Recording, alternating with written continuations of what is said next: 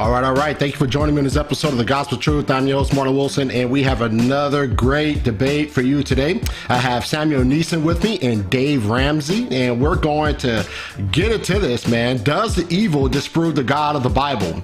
And we're going to get it in today. I thank you for joining me as always. If this is your first time viewing The Gospel Truth, I do want to go ahead and encourage you to like and follow The Gospel Truth. Make sure you hit that like, make sure you hit the subscribe and that notification bell so you can stay in the loop with what The Gospel Truth has going on. All this content is not only on Facebook and YouTube, but it's also on Instagram and Twitter. So make sure that you are flowing over there to subscribe or follow over on those platforms as well. I would appreciate the support to get this thing popular. Also, all this content is on podcast as well, so don't forget about that. If you like to listen just to audio and don't care too much about YouTube or Facebook, this is the option for you. iTunes, Google Play, Stitcher, Spotify, so make sure you're flowing over there to subscribe or follow the podcast as well, all right?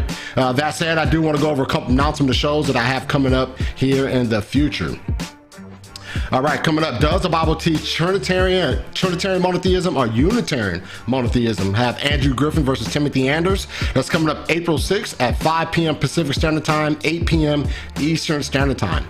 After that, does Calvinism create non-believers? That's going to be a 2-on-2 debate. That's Wednesday, April 7th at 6 p.m. Pacific Standard Time. After that is God Triune in Nature at Robert McKeever versus Otis Lewis, Friday, April 16th at 5 p.m. Pacific Standard Time, 8 p.m. Eastern Standard Time. And then finally is Prevenient Grace Biblically Valid. I have Michael versus Dan. They're going to be getting into it, man. April 19th at 5 p.m. Pacific Standard Time, 8 p.m. Eastern Standard Time. All right. So that is just the next several shows coming up here on The Gospel Truth. As always, make sure you are subscribing. Make sure you're liking The Gospel Truth. Once again, if this is your first time viewing The Gospel Truth, hit that subscribe. Don't leave this channel without doing so. But I do want to bring in my guest. So I met Samuel Nesan has had plenty of debates. He has been through the storm of debating, right? So he's been on a modern day debate. He's had debates with Matt Dillahunty, and I think that was all modern day debate. So he knows what debating is all about. All right, so I'm glad he's joined us. He's with Explain Apologetics, and he has an exciting ministry. If you haven't checked him out, make sure you go to his YouTube page and check him out. And Dave Ramsey, I actually was connected with Dave Ramsey through Robert Stanley. Robert Stanley actually just came on and debated Eric Hernandez not too long ago, a couple of shows ago. So I was connected to Dave through him, and Dave has actually has a good selling book. I want Dave to go ahead and explain the premise of that book when he gets introduced, but that's how I came across these two individuals. And let me bring these guys in so you guys can say hi to them yourselves. What is up, fellas? What's going on, man? How y'all doing? Doing great. Thank you. Hey, Marlon, good.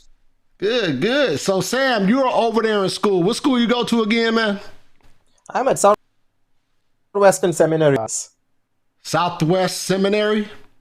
Southwestern Baptist Theological Seminary. Nice. How's it going over there? You keeping up, man? Are you keeping up with the requirement academia over there, man? What's up? I hope so, man. It's not easy, but I'm about to graduate in about a couple. In actually next month I'll be graduating. So hoping that in the final leg before the graduation, just hoping to get assignments done. And actually, this debate is actually kind of related to one of the courses that I'm taking as well. So I'm excited. Nice. Hitting that subject matter correctly right there, man. Getting you ready for your capstone or your thesis, man. Get you ready, man. Dave, what's up, man? How you doing over there in North Carolina, man? Hey, good, Marlon. How are you? Doing good. So you have a book, all right? So I want you to go ahead and explain the premise of that book a little bit. What you got there? Yeah, well, first, I want to comment on your introduction as you're talking about the upcoming debates. I felt like I was watching an episode of WWE wrestling. You've got, in this corner, you've got this guy, you've got tag team, you've got individuals. So, I've kind of thought I was watching the WWE there for a while. But no, my book is called Speaking of God, We Don't Know SHT. A former minister reflects on God and religion. And it's part biography. I tell my story. I was a Baptist minister for 10 years. I studied religion. I did undergraduate work at Wake Forest University, graduate work at Duke University, and it was in a doctoral program at Princeton Theological Seminary. And after 10 years as a Baptist minister, I became more comfortable with doubt and mystery than with certainty and dogma. And I walked away and I started my life over at the age of 35. I entered the burgeoning world of technology sales. And today I am a principal with the world's largest online retail and cloud technology company.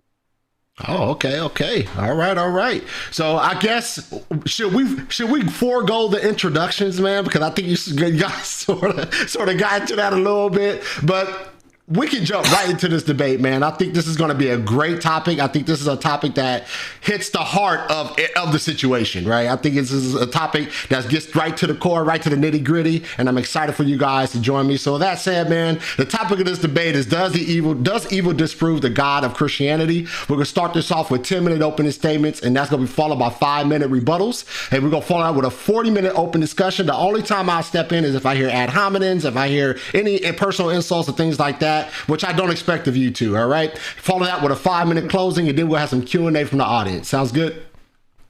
Yep, great. Sounds good. Excellent, excellent. All right, Dave, you are up first for your 10-minute opening statement. Let me know when you're ready, and I will start the timer. Yeah, let's start. And Sam, first of all, nice to meet you. Marlon, thanks for having me. And Sam, congratulations on your upcoming graduation from Southwestern. It at one time, and I think still is, a very prominent seminary. It used to be one of the flagship Baptist seminaries, one that I even considered when I was exploring grad school. So thanks for having me. And by the way, today's date isn't lost on me, April Fool's Day. Nor is Mark Twain's quote that you should never argue with a fool, for a bystander might not know the difference. And I'm no doubt the fool here, or at least the larger fool, agreeing to a debate on April's Fool's Day on an opposing team's home field. So I will concede that. But from the outset, let me concede this, and that's simply no. Evil doesn't disprove the God of Christianity or the God of Judaism or the hundreds of gods who preceded Yahweh. But nor does goodness prove God's existence. Someone once said to me, how can you look at the Grand Canyon and not believe in God? And I replied, well, how can you walk the floor of the children's wing at Sloan Kettering Cancer Center and believe in God? So God isn't something or someone or some being to be proved. If God could be proven, we wouldn't be here having this debate, and religions and churches wouldn't exist, because faith would be replaced with fact, and God would speak for himself. But having conceded that evil doesn't disprove the existence of God, it does and it should pose problems for persons of faith, for Christians and Jews alike. The Greek philosopher Epicurus, some 2,500 years ago, framed the argument like this. If God is willing to prevent evil, but not able, then he's impotent. If he's able, but not willing, then he's malevolent. Is he both able and willing? Then whence cometh evil? Is he neither able nor willing? Then why call him God? The German philosopher Leibniz coined the now famous term theodicy to describe the philosophical pickle that puts evil in God, puts God and believers in. If God is all powerful and God is all loving, and yet there's suffering in the world, how can all three of these be true? And that's the question that's posed by theodicy. Sam Harris puts an even finer point on this. If God exists, either he can do nothing to stop the most egregious calamities, or he does not care to. God, therefore, is either impotent or evil. And non-believers might say, but God can't be judged by mere human standards of morality. But human standards of morality are precisely what many Christians use to establish God's goodness in the first place. And other Christians might point to the fall of man defense and the creation story in Genesis. And they argue that prior to the eating of the forbidden fruit, that the world was perfect. And here are my responses to that, what I consider to be a weak line of defense. First of all, the creation story in Genesis is predated by and probably influenced by the Babylonian Gilgamesh epic, a collection of stories, myths, songs, and poems written at least 2,000 years ago. And second, defending God with a mythical story in which a snake talks is intellectually a feat, and it's morally repugnant. And then let me just add this. It's one thing to debate this subject on philosophical grounds in the comfort of my den, in the safety of a televised debate. But it's an altogether different proposition to discuss this on existential grounds. Consider this. Every year, over 10 million children die in the world. That's one dead child every 5 seconds.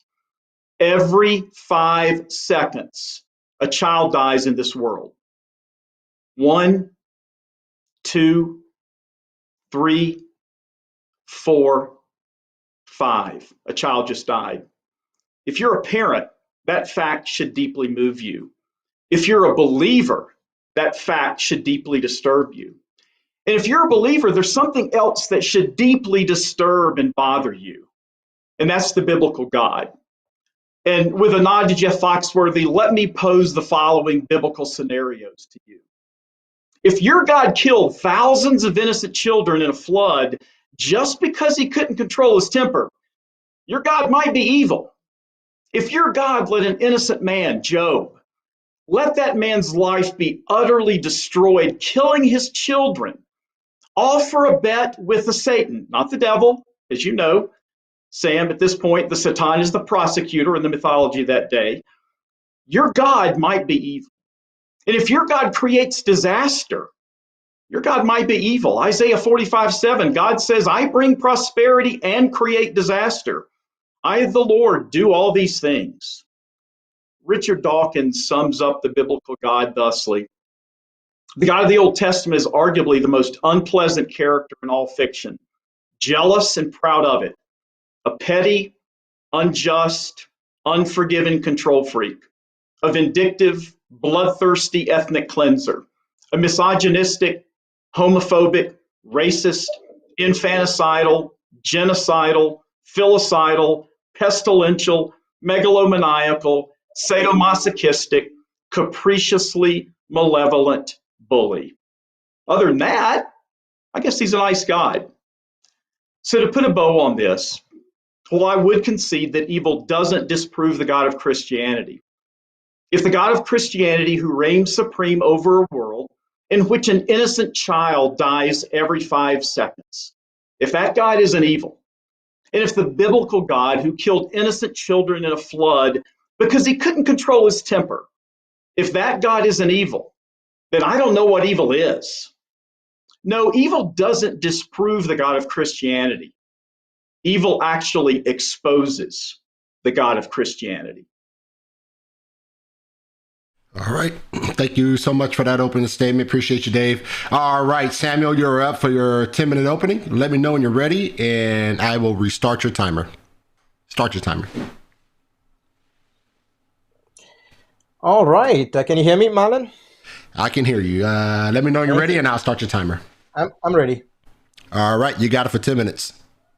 All right. Thank you, Marlon, for the kind invitation to allow me to participate in this debate. And I'm really, really grateful to Dave for kindly accepting the invitation to do a debate as well. This is my first time meeting him, and must say I really enjoyed the chat before the debate even began. And I trust that this will be a fruitful discussion as we're able to look through the scenarios that he has brought up and to examine the ones that I will bring up in this debate. So thank you all, and also thank you to all of you for watching this.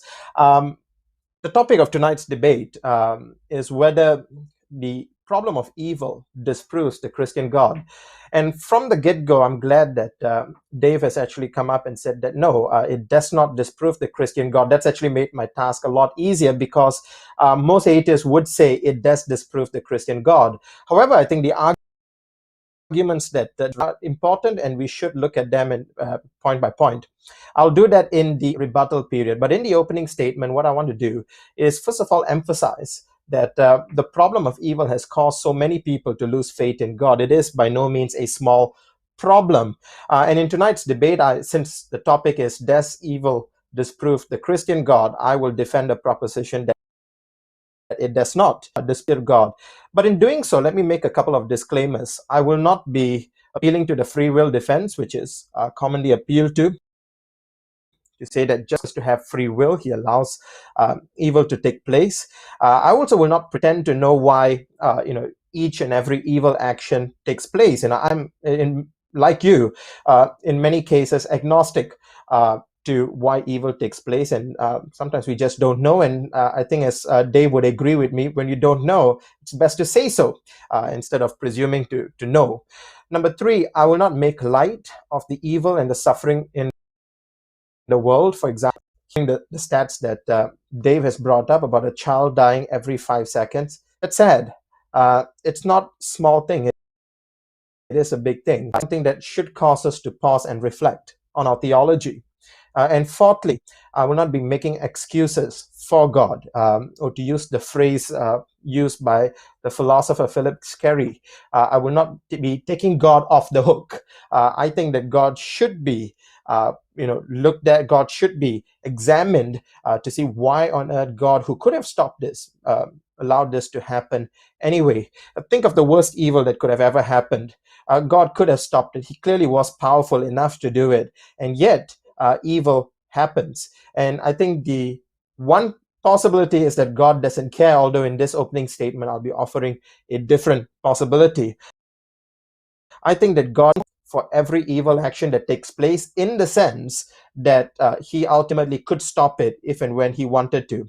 But I think in the same time, he for any evil that takes place, and the rest of my opening statement will deal with why that is the case. So in my opening statement, what I want to do is to get into the biblical defense. Unlike any other objections, scientific evidence, whether creation or evolution, or whether textual corruption, my good friend Dr. Stephen Boyce was here the other day to deal with that topic. But this is not one of those objections where it's empirical, you can look at the data and present a defense.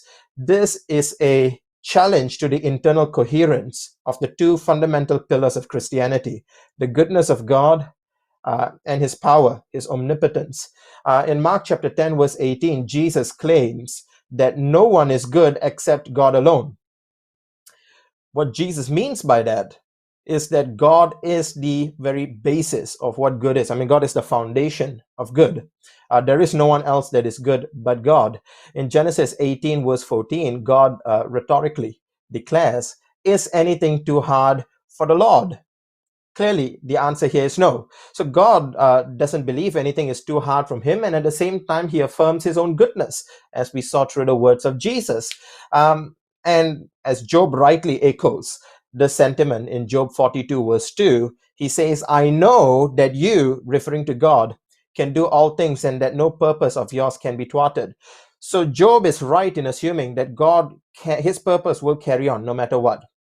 And so I think Dave has every right to ask, as does every believer, how then is there so much evil in the world, and evil in the magnitude of which we are seeing it? And I think the problem is that ultimately, for the objection, which Dave has not made, is that evil does not disprove God, because one thing that you need to put in to demonstrate the compatibility of God's goodness and omnipotence in the face of such terrible evil is the fact that God could have good reasons for permitting or decreeing these evils, as long as that is even a possibility. The logical version of the problem of evil, that namely God's goodness and his power are somehow incompatible with evil, simply falls apart. It cannot stand. But however, I think that Joseph, for example, makes a good point on this. Joseph suffers evil in his life. He's sold by his brothers into slavery, and at the end of his life, when his brothers are about to are scared for their lives, they approach him, pleading for their lives. Joseph tells them in Genesis 50:20, "As for you, you meant evil against me, but God meant it for good, to bring it about that many people should be kept alive, as are today." Clearly, in the mind of Joseph, even that being the first book of the Bible, God can use evil to bring about good. As long as this one point holds true in tonight's discussion, I think the weight of which one of our position explains the evil of the world, I think, would favor me. Now, I just want to offer three principles of basically my defense of why I think God has good reasons for permitting or decreeing evil in the world. And the three are as follows. Number one is what I call a principle of authority. It basically states that God has the moral authority to do whatever he desires. Scripture demands in Romans 9, verse 20 to 21, but who are you, O man, to answer back to God? Will what is molded say to its molder, why have you made me like this? Has the potter no right over the clay? So the fundamental understanding in Scripture is that God has the right to do whatever he wants in his universe. If this is his world, he can do what he jolly well wants to do. And I don't think that this is something that Dave will necessarily challenge. I think his opening statement reflects that he recognizes that if God exists, he can do what he wants. I think the second one will kind of deal with some of the problems we saw raised by Dave's opening statement, and that is the problem of depravity. This is fundamental for understanding the origin of the evil in the world. Humanity is depraved. Humanity is inherently sinful. When we look at evil in the world, we are tempted to say that evil that happened is inhumane. I would beg to differ. It's very much human. It's humane in the sense that evil is something that we all human beings share in common. We may not like to be told this, but the fact of the matter is the only reason we consider ourselves superior morally is because we're comparing ourselves with our fellow creatures instead of comparing ourselves with a perfect and righteous God. When we compare ourselves to God and see his goodness and love, which of course has been challenged in Dave's opening statement, we realize how morally bankrupt we are and wicked and wild, and human depravity is going to be the main reason we see evil in the world today. The world's starvation, the world's hunger could be cured, according to one of the papers I saw from the UN, with about 30 billion US dollars. It could cure the world's hunger problem for a while at least. And we know that this is amount of money that some people just have in their bank. One person could cure this if they want to. Why haven't we done that? Well, in a sense, humanity is inherently selfish. Now, I'm not saying that I'm not pointing fingers at anyone here, but the point of the matter is we are sinful. Number three, or rather the second point, I think Michael Roos pointed out that he's pretty atheistic, although doctrines like original sin seem to him to be accurate psychologically. So here we have an atheist philosopher, Michael Roos, that acknowledges that the doctrine of original sin is true to him, at least according to his experience. Third and finally, the hope of the resurrection. This is what distinguishes Christianity from every other religion. We have a savior who came in human form, God incarnate, born in flesh, lived a life of perfection and died for our sins. And it's through his resurrection that we can actually have the hope of the resurrection. And that is why a Christian can actually look at the suffering in the world and realize this life is not all there is. The promise of every believer in Christ is that God will one day eradicate evil in the world. And as Revelation 21:4 indicates, that he would do that. That day, we believers can cry out, "How long, O Lord," as we eagerly await the extermination of evil. Thank you. All right. Thank you both for those opening statements. Appreciate you both. So now we're going to transition to the rebuttal round of this debate. Mr. Dave Ramsey, you're up for your 5-minute rebuttal. Yeah. So, and Sam, thanks for the kind words in the beginning, and I did enjoy our conversation before. I want to make clear. So I am not an atheist. You would often say so, but I don't think we can. So I'll make that clear. You made the comment that God could ultimately stop, evil, and you said a couple times. And my question would be, why not? As far as the any biblical offense, I no longer recognize the Bible is a moral authority for the reasons that I just mentioned, because the God of the Bible is far more in many cases. Hey, Dave, you're getting choppy. You're getting real choppy. It's breaking up real bad. So I'm going to start your time over again. And I'm trying to allow this internet to sort of settle out. Let me see. Yeah. Can you hear me now? I can hear you now. Let's try to go for it now. You sound much clearer now. So we'll start that time again, and you got it for 5 minutes. Okay. Okay. All right. And thanks again, Sam, for entering the debate. Thanks for the kind words in the beginning. I'll kind of go through point by point some of the things you said. You made a comment, stop evil. Begs the question, well why not? You talk about a biblical defense. The Bible does not hold moral authority over me. For that I mentioned in the intro, which is I don't find the God of the Bible that is not going to be an argument. Let me know another thing. You say God could have good reasons, for evil. Well, tell me what the reason of a dead child could be. I don't know if you're a parent. I am. I'm the parent of 2 daughters, and I can think of no good reason that a child could and should die before his parents. You talk about, you make 3 arguments in saying God has. I want to address those. You talk about the principle of authority, that God has the authority to do whatever He wants. Well, if there is a God, that doesn't make sense. That God certainly could do what He wants. Hey, Dave. I do think that's an easy. Yeah. Hey, Dave, it's still real choppy. I was trying to allow time for this thing to settle out. I thought it was going to catch up, but it's real choppy. Yeah. So let me do me a favor. Can you log out and then come back in with the same link and the same password and see if that helps fix the situation? Yeah. Or is there a way to call in for the piece? I can bring you in through Skype, and perhaps Skype would be better with your bandwidth. Let me log out. Let me log out. Yeah, sorry. Right. It's okay.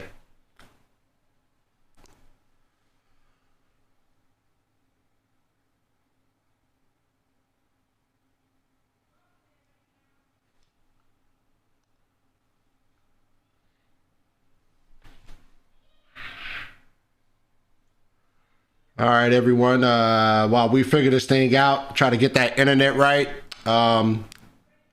Just be mindful. We have a whole bunch of shows coming up here in the future. If you're a first-time viewer, this is, technology, right? But we're working on it, and Dave is back.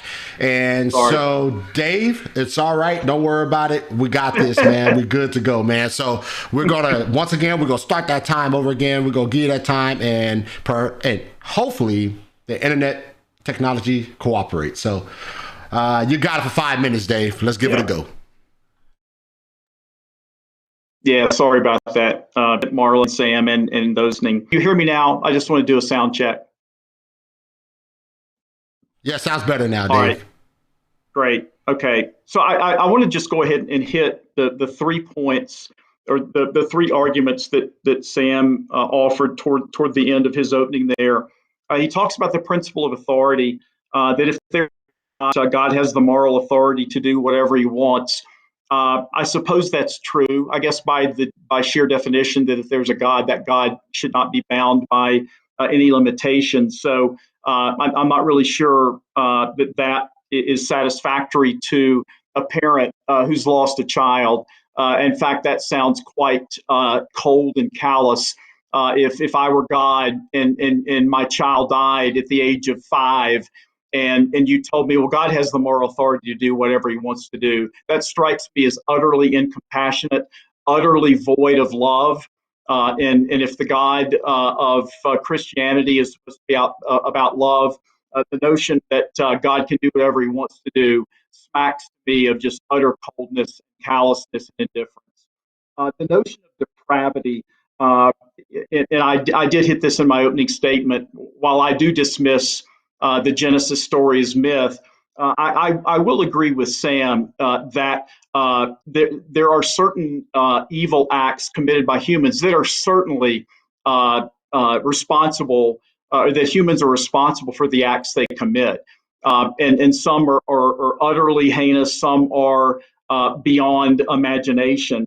And I'm not going to let a human being off the hook for that reason. So I would agree that humans, there is a certain, if you want to use the word depravity, you could also make the argument that some people are born with psychological deficiencies, schizophrenia, for example, that could lead people to do things that would be viewed as evil, but they did not ask to be born schizophrenic. If they were not able to find a doctor or medicine, they might live with that, and they might act in ways that we might consider evil. And then the notion of resurrection. So that's actually near and dear to my heart, and it's the reason I walked away from the faith. Sam, you probably know if you studied the New Testament that the empty tomb story in Mark is not the earliest gospel writing about Jesus' resurrection. You know that Paul predates the Gospels. First Thessalonians probably written around 40, 45, and then Paul's defense of the resurrection in 1 Corinthians 15, probably written sometime in the mid 40s. And Paul passionately defends the resurrection. If Christ has not been raised from the dead, then our faith is in vain. He cites an ancient tradition. He cites a creed, but he doesn't cite the empty tomb story. He doesn't mention it. When do we see the empty tomb story for the first time in the New Testament? We see it in Mark, some 30 years after Paul writes in 1 Corinthians. How do you explain that? Well, could it be that Paul didn't think the empty tomb story was necessary in his defense of the resurrection? It'd be like a prosecuting attorney saying, I've got the murder weapon, I've got the bloody footprint, I've got DNA. I don't need to introduce that into evidence. Or was Paul not aware of the empty tomb story? How could Paul not be aware of a story that significant? Or is it possible, and here's the scholarly rub, that the story had not been yet created? And oh, by the way, in that day and time, if you believed your guy to be God, you had to have three things. They're table stakes. You had to have something miraculous at birth, you had to have miracles in life, and you had to have something post-death, something miraculous post-death. So I would look at the resurrection and say that's probably the weakest of your arguments, because to me, the fact that Paul does not use the empty tomb in his argument and that it only appears 30 years later in Mark begs a lot of questions about the historicity of that story. All right. Thank you, Dave, for that rebuttal. All right, Sam, you're up for your 5-minute rebuttal. Let me know you're ready, and I'll start your time. Yes, sir. I am ready. All right. You got it. 5 minutes. Absolutely. Thank you, Dave, for that opening statement and for your rebuttal. And I look forward to, even though I don't have enough time to go through all of those points you raised in both your opening and your rebuttal period, I hope to be able to discuss them with you in our 40-minute discussion period. So with the opening statement, and you remember in my opening statement, I said that that God has good reasons for permitting or decreeing evil in the world. That basically has not been challenged by Dave, and I think that his position is not that that God is somehow incompatible or that it disproves God. He just merely believes that it challenges some things. It just challenges our understanding of God's goodness and God's power. Some of the statements that he made in the opening statement. So he says that how can you look at people suffering and still believe? This was addressed in all three of my points, the principles I laid out. How we look at people suffering mainly because of depravity. The first clause alone, which Dave has said was incompassionate, I think alone suffices to say that God could do whatever he wants. He just has the moral authority to do so. But remember, I also added a point that humanity is sinful, and a just God has every right to be upset with human sin. I mean, in fact, a God who is not upset at human sin is a God of moral, his character should be questioned. If he's not just at all, that God surely cannot be good. Dave also goes on to say that evil created, and I was paying attention to see what are some of these things that he brings up. He brought up the creation story based on the Gilgamesh, and since that's not directly relevant to tonight's discussion, and if it is, maybe Dave would like to, in the discussion period, show why that is actually relevant. It's not something that I brought up. is directly relevant to the discussion today, why that should be addressed. I look forward to hearing that from him. He also mentioned there's one dead child every 5 seconds.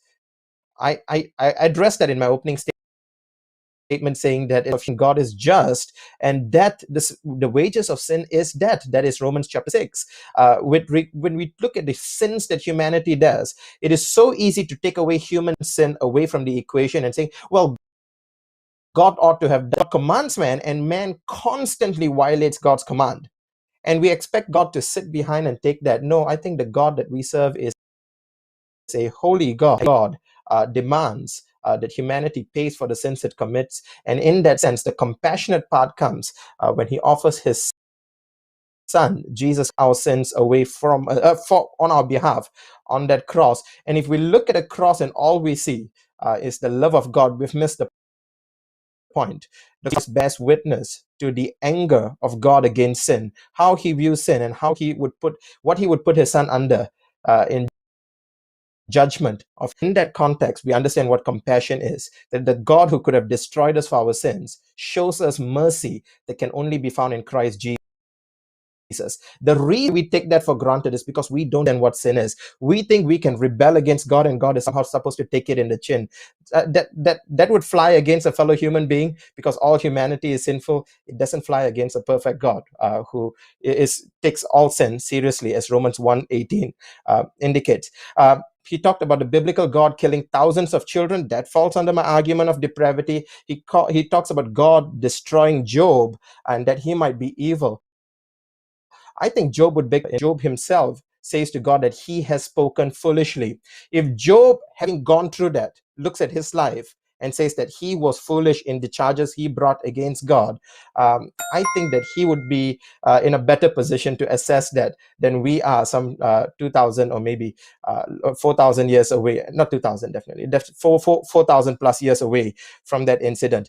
He talks about God saying in Isaiah 45:7 that he creates evil and evil. I think the accurate translation of the word ra in Hebrew is calamity. And what it talks about is God brings calamity, particularly in the case against the wickedness of Israel. God was bringing judgment on them from Assyria, and later on we see Babylon. And so I think if we look at the of Dave, these are some of the things I don't think that actually challenge or deal with my opening statement. Now, in the rebuttal period, he did mention a number, and I don't think I have enough time to address it, so I hope to tackle that in the discussion period. Thank you. All right, guys, thank you so much for those opening and rebuttals. So now we're going to transition to our cross-examination. Once again, this is a 40-minute open discussion. Once again, I will not interject unless I hear ad hominems or any personal attacks, and we don't want that. So we're going to have a great conversation. Hopefully, Sam, your feed is a little choppy as well. It's going in and out a little bit, but hopefully technology behaves, man. But we're going to go into this open discussion. 40 minutes. You guys have the floor. Dave, I was just wondering if I could ask you a question about your book. Is that all right if I begin? Yeah, sure. Yeah. Okay, right. In page 70 of your book, you actually accuse God of being a narcissist. And I quote, you say he had, about God, and I quote, no shame or guilt. It's all a question that I have is that what's wrong about God being a narcissist? I'm not saying there's anything wrong, but the God of the Bible is in my view pretty clearly a narcissist. Now, am I saying God is a narcissist? And remind me of what chapter that's in, Sam. Can you give me a little more context to my own book there? Sure. You were talking about, this was in the last chapter where you're dealing with on the book of Job. And you were saying that God was a narcissist. It's all about him, and he's taking this wager against Satan. Yeah. Okay. Yeah.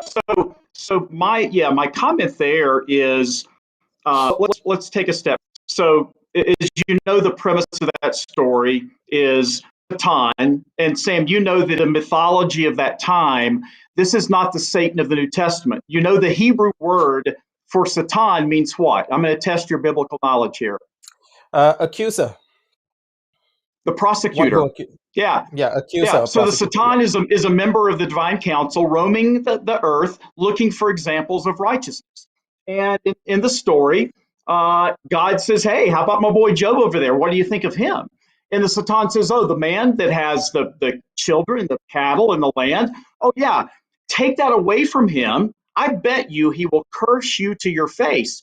God takes Satan up on the bet, and he lets the Satan utterly destroy this man's life for no good reason other than a bet.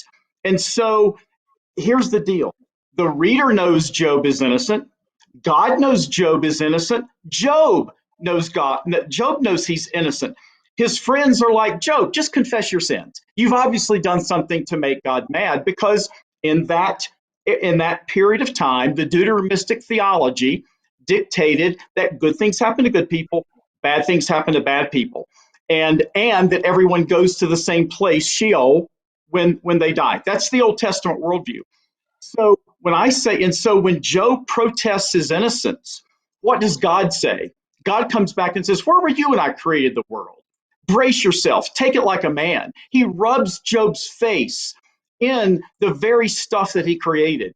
Any compassionate God, any loving God would say, "Job, I'm sorry.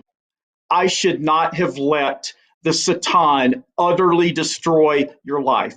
And then you could say, "Oh, but in the end, he gets family, children back. Not old ones, they're dead. He gets the new ones back." So when I say that God is narcissistic in that story, I'm not saying God is narcissistic, Sam. In this story, for God to respond in that manner to a man whose life he has utterly destroyed for no good reason, if that's not narcissism, and quite frankly, if that's not evil, I don't know what is. Right. I guess my question, just to explain my question a little bit, Dave, when I'm asking you what's wrong with narcissism, I think you would agree with me, and you kind of point this out in what you said. You said it's all about him. I understand that that's your understanding of narcissism, and so it is. So is mine as well. Narcissism is to think that the whole universe surrounds you. You know, that you are the center of the universe. I think the fundamental problem with narcissism, Dave, is that it's a factual error. I'm not the center of the universe, and I should not be expecting to be treated as such. I think that's the fundamental problem with narcissism or people who are narcissistic. I think that if I go treated that way, it's just I have a false understanding about myself. But I think in God's case, He is the center of the universe. He is what the universe revolves around. And in that sense, there's nothing wrong for God to be a narcissist, you know, in the sense that, I mean, of course, I'm not, narcissist is used in a negative sense, but I'm saying that He has every right to do that. Let me give an example of this. In my country, there is a king.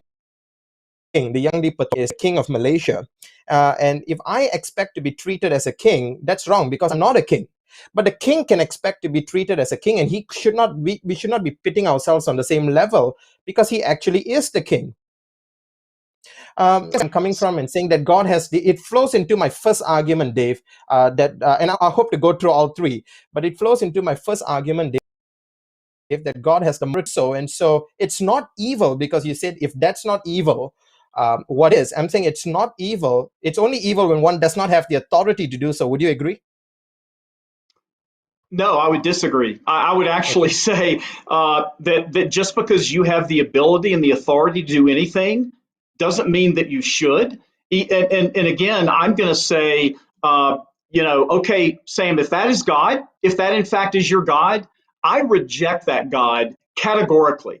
I would rather spend 100 eternities in hell than to worship the God that you just described as a narcissist. Because, yes, he can do anything that he wants to do, and he has the authority based upon your definition.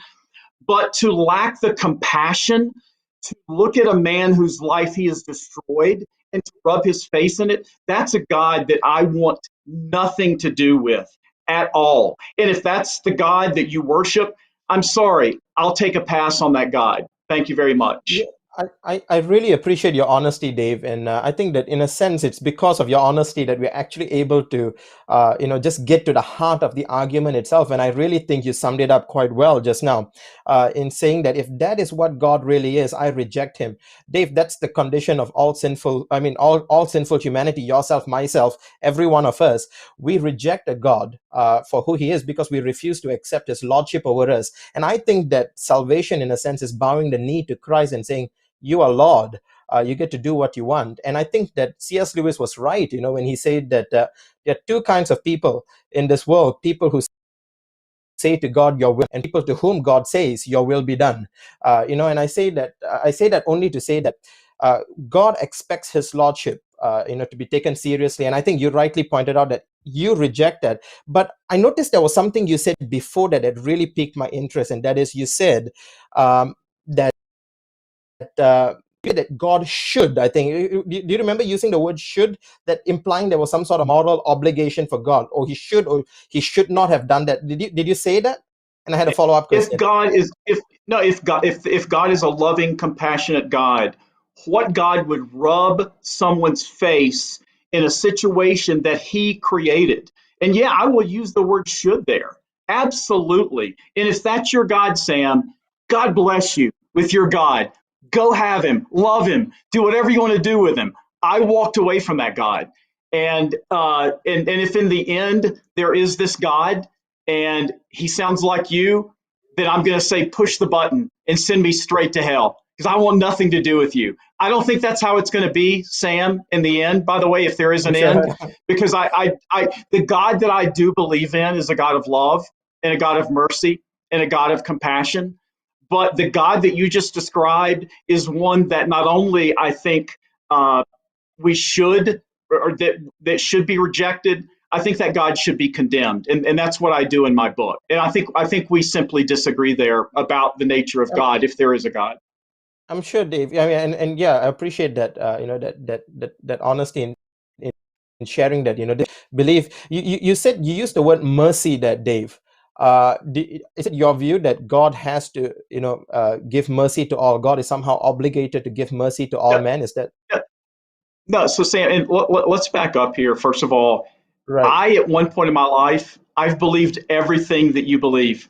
I've Right. espoused every single thing that you've espoused. I've studied every single thing that you've mentioned. And I've spent a life in dedication to that. And it, at some point, no longer held up to scrutiny. And my position is simply this, and this is the position I've made with the God that I don't believe in.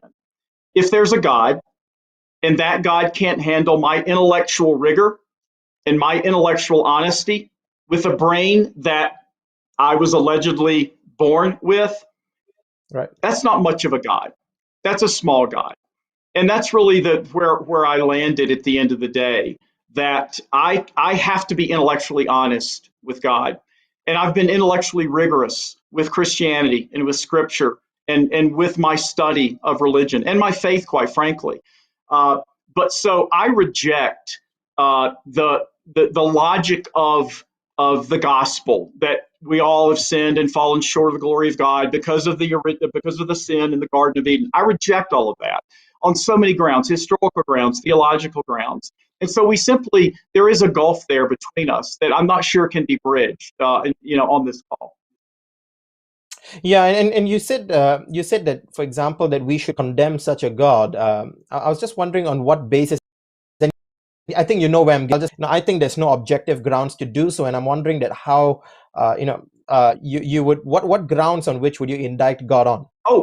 Oh, I think there are grounds. I think there are certain universal principles of compassion, of love, of decency, of morality that exist apart from the Bible. In fact, the Bible is probably the last place that I would look for examples of righteousness and morality, particularly with the God that we're talking about. That's not a very flattering picture of God. So yeah, I would absolutely, condemn that. Yeah, I'm not sure if that answered your question, Sam. No, just, I mean, you kind of touched briefly on it, Dave, when you said that, there are universal principles and there's morality. How would these principles be derived from? I mean, what basis is there to derive? Is it just that basically you're saying that I don't like it, or is there a sufficient grounds to say such a God is actually moral? And if so, where is it coming from? I'm simply taking the God that's presented in the Bible. So I'm not saying I'm not making statements about God apart from the God that's presented in the Bible. Take the Bible out of it. I can't say anything about God, and that's kind of the position I landed as an agnostic. I don't know. I don't think we can know, and if we can't know, then the next thing we say is just conjecture. Uh, but put the God of the Bible aside, I think there probably are some things we could agree upon as human beings globally, universally, that are true. We shouldn't kill people. Uh, period. You shouldn't kill people. So, but it's okay for God to kill people because we sinned and God has to kill us. I don't buy into that theology. At some point in my life, I did. Again, Sam, everything that you believe and that you preach, I believed. I didn't preach it because I moved to a different place theologically through my life. But no, I think there are some universal things that we'd agree upon. I'll give you a great example. So I don't know if you've ever watched Penn and Teller, the Yes. magician duo. Yeah, so Penn Jillette is a noted atheist, and someone once said to Penn, "So Penn, I mean, if there's no God, then you can kill all you want to, and you can rape all you want to."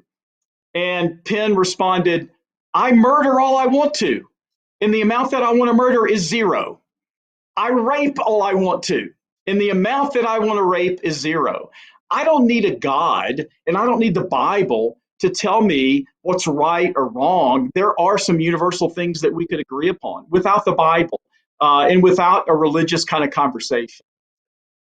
Right, and kind of what you said touched on my third point, Dave. And I just have one more point, and then I would love for you to, if you have any questions for me, Yeah. that. So the thing is that I just have the third point is that I touched on the resurrection, and I guess I would differ with you, Dave, in that God murdered anyone. To God, they're still alive.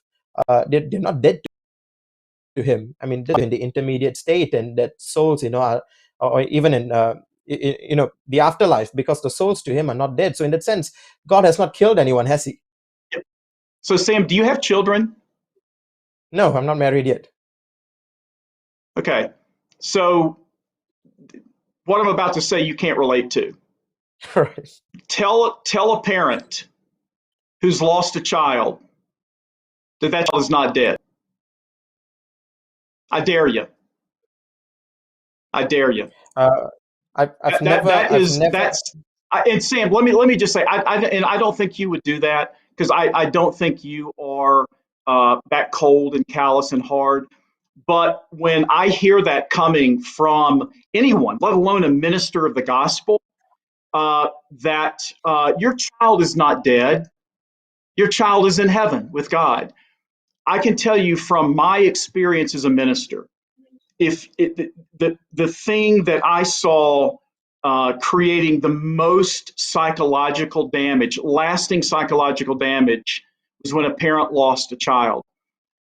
Fortunately, I have two beautiful, lovely daughters that are still alive, 22 and 19. But if they were to die today, or if they had died when they were children, and someone had said to me, "Dave, your children, they're not dead, they're alive in heaven," that's small comfort. In fact, it's no comfort at all. So I just want to be clear, when you make a statement like that. And again, Sam, I don't think you intended it cruelly or coldly, because I don't think that's your nature. But when I hear that abstract from someone that I'm looking at, it just strikes me as lacking compassion and is lacking in understanding. And I hope that you could appreciate that. No, I really appreciate you again assuming the best of me. In that sense, I really appreciate the way you flash that out. But I mean, I would beg to differ with you on that slightly, Dave. And first of all, I just have to admit I've never had to face a parent who lost their child, so I don't claim to be speaking from experience, Dave. I know as a minister, I've read your book. That you had to deal with people that I think lost two of their children, drowned. I think you mentioned 3, that in your yeah, book, and then the father committing suicide after that. I definitely, you are way more experienced than me, and in that sense, and I recognize that. But what I would without that experience, Dave, with all due respect to your experience, what I would say is that I think one of the most comforting things that you can actually tell someone, if it's true, is that, for example, God, this life is not all there is, Dave. There is a life to come, and that's really what my third point of the resurrection was about. That I mean, if this life is all there is, Dave, it's gone. There's nothing you can do. In your book, you point out why Job will never get his sons back again. But Dave, if this life is not all there is a life to come. That's not true. He will get his sons back again. And I think that's what David talks to, saying that his son will not be able to come back, his dead son with Bathsheba. He will not come to me, but I will go unto him. And there is that hope of that resurrection, Dave, which I think is so powerful in Christianity, that is not blind faith, but stems from the resurrection of Christ himself. I know you made points on that as well on your on the empty tomb and all that, and I just wondered, that's all I wanted to point out. But I was just wondering if you had any questions for me. yeah. I do want to kind of expand on that, Sam, because and first of all, thank you for reading my book. It's clear that I've done probably, I don't know, 7 or 8 of these podcasts on home turf, on the home team's field, and I think maybe 2 of the hosts had read my book. So thank you for not only having read my book, but you're actually citing a story which is incredibly tragic. Yes, 3 children drowned. The family had 3 other children of the same birth order. And then the husband or the father, when they reached the age that the children who drowned died, committed suicide. It's a horrible, horrible story. As far as the resurrection, yeah, there are some historical critical problems with the empty tomb story. And I won't belabor that. I touched upon them. I touched upon them in my book. But let me just say this. If this is the only life there is, I'm fine with that. Once around the sun has been enough for me. 60 times, I'm about to approach 60 times, has been fine. But if there is something afterwards, and I write, if you read my book in the epilogue, I talk about my mom died, when I was writing the book actually, and again, I'm going to tell the viewers this because Sam, you've read it, but you might be surprised. I planned the service. Her minister officiated. Her grandchildren read scripture.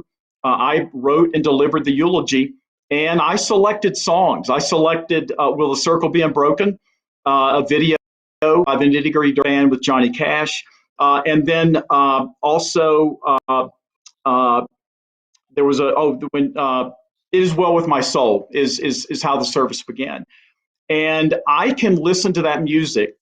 And I can reject intellectually the premises. I can reject the things that you've just talked about. But do I hope that there is something beyond? That would be great, Sam. It would be great to see my mom again. It would be great to see my deceased father again, and my relatives and my friends. Intellectually, I don't think that's going to happen based upon my study of the afterlife. And as you know, in the Old Testament, everyone believed everyone went to the same place, Sheol. You know that. That's Old Testament 101. Yes. There wasn't the literary concept of hell had not been developed in the Old Testament. We don't see the word hell, Gehenna, you know that, until we get into the New Testament. And by the way, and again, Sam, I'm preaching to the choir, you know that Gehenna was actually a place. It was a literal place outside of Jerusalem where garbage smoldered. And this is what is almost unbelievable. Children used to be sacrificed in that place in a time when they sacrificed children. So my scholarly investigation of the afterlife led me to a point where I said, I don't think that there is a corollary between the literary constructs we see in the Old and New Testament and what happens when we die. I remain agnostic about what happens when we die. Do I hope that there is a scenario that you described and that I described? Oh, absolutely. Do I intellectually think that? No. But I'm open to that. But I'm not open to it on the terms that I think you have set forth, and that, quite frankly, some would argue the New Testament makes, that I must confess my sins before Jesus Christ and accept him as my Lord and Savior in order to go to heaven when I die. I reject that wholesale. I believed it at one point in my life, though, Sam. I believed it with every fiber in my body. I just no longer do. Yeah, thanks for sharing your story and all that. I was just wondering if you, so I had a question for you, but I didn't want to occupy this and wondering whether if you had a question for me that you wanted me to answer. Shall I just go ahead? No, go ahead, Sam. I don't really have questions for you. I think that our interplay here has been, fascinating. I've kind of said, I think, what needs to be said. I've responded to your point. So yeah, Key, if you've got some more questions for me, absolutely. Sure, yeah, that'll be great. I wanted to about the empty tomb, and I think I found that quite fascinating. And I've heard this argument before. I debated Paul Enns on the resurrection, and I think this is a point he made, if I remember correctly. One of the points being that Paul in his treatment in First Corinthians does not mention the empty tomb. Do you I mean. I think that scholarship, and even some of the writings of the early church fathers, including Marcion, would indicate that Luke's gospel was Pauline. When Paul says the word "my gospel," he's kind of talking about Luke's gospel there, because that was his gospel. In fact, we do know that Paul cites Luke's gospel in 1 Timothy chapter 5. So Paul is familiar with Luke's gospel. And I guess the point I'm trying to make is that Paul, the empty tomb is clearly demonstrated in Luke's gospel, and Paul is familiar with it. Wouldn't it flow from that, Dave, that the empty tomb is something that was taken for granted in the early church? No, well, first of all, let's go back, Sam, and I hope that as a scholar, the dating of the New Testament is a settled matter. Paul is prior. Do we agree upon? No. Sam, the dating in terms of Paul, the writings of Paul precede the gospel. That is, if you are outside of that scholarship, you are in a very much minority position. I can just say that. Paul is prior. Right. Just to clarify what I meant, I think the dating of the gospel is not settled. Yeah. Well, we disagree there. We disagree there, Sam. We disagree there. So let's take Paul's defense of the resurrection in 1 Corinthians 15. If Paul was familiar with the empty tomb, Sam, that was his point. That was his chance to drive that argument, writing sometime in 45 AD. He had a chance to seal the deal. He also doesn't talk about Jesus, the miraculous birth or the miracles.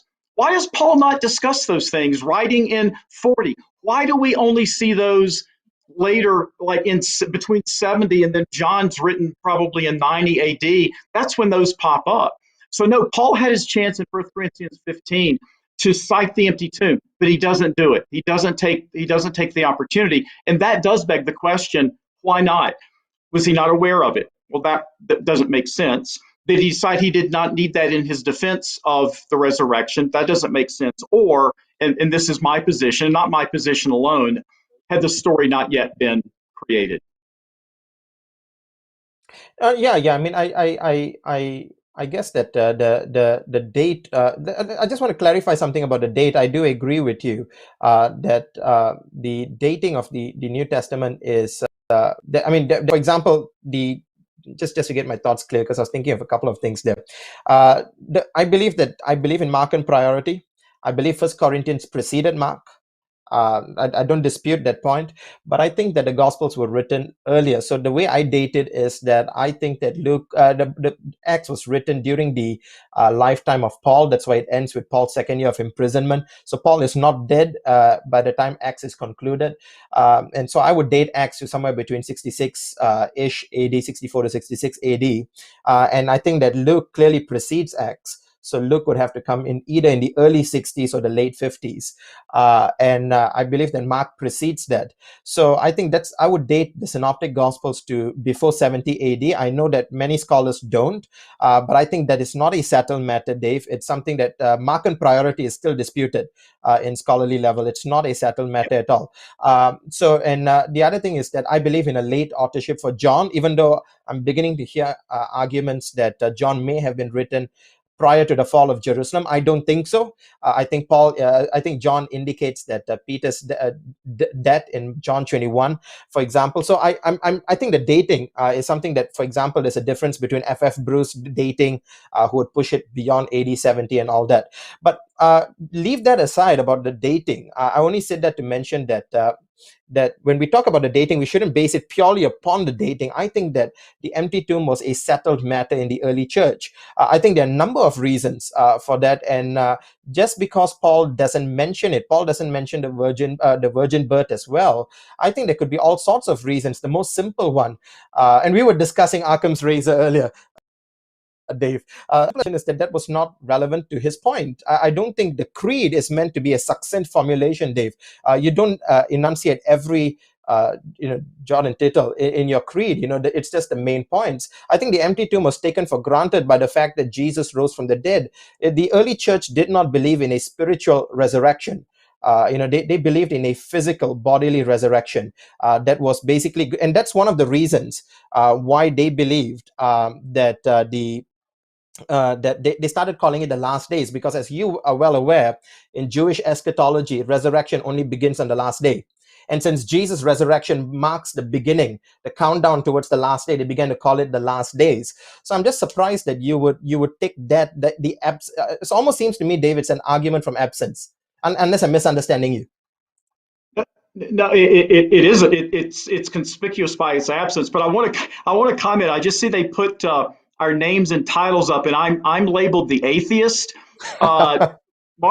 Marlon, I want to make sure that, not that there's anything wrong with that, Seinfeld, that I'm agnostic. I don't know. I don't think we can know. So if you could change that, just so that if any of my relatives are watching this, they'll be they'll understand. All right, you in trouble, Dave. It's too late, man. You in trouble, man. You in trouble. Yeah, if you can help a brother out there. Yeah, I got Sam, you, man.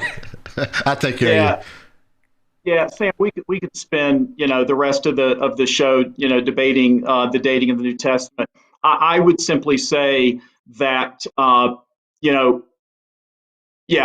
would say that your position is a minority position, and we could argue that all day long. I do think John is probably 90 to 100 based upon what I remember studying. And again, this has been years ago. Let's kind of move away from. Did you have any other questions? Yes. You said you had. Yeah. Let's we shift subjects. Yeah. I mean, the other one was on the empty tomb as well. To ask you is that the earliest conspiracy theories about the earliest conspiracy theories concerning the resurrection was that the disciples stole the body. I think that's even reflected in Matthew's gospel. And you don't have how can you have a conspiracy theory about the disciples stealing the body if the tomb was not empty? I think there are certain internal witnesses like that. Of course, yeah. I know you've mentioned that the women, the embarrassment, I'm just saying that even the internal witness would seem to suggest that the gospel writers did believe in an empty tomb. Yeah, and Sam, I can argue the other side. So as you know, if you were creating the story in Mark's gospel, you would not have women finding the tomb empty, because the testimony of women was inadmissible. That. So I'm now arguing the point for you, Sam. So if you were simply creating this story out of whole cloth, you would have a Roman centurion at the tomb finding it empty, because that testimony would be admissible in court.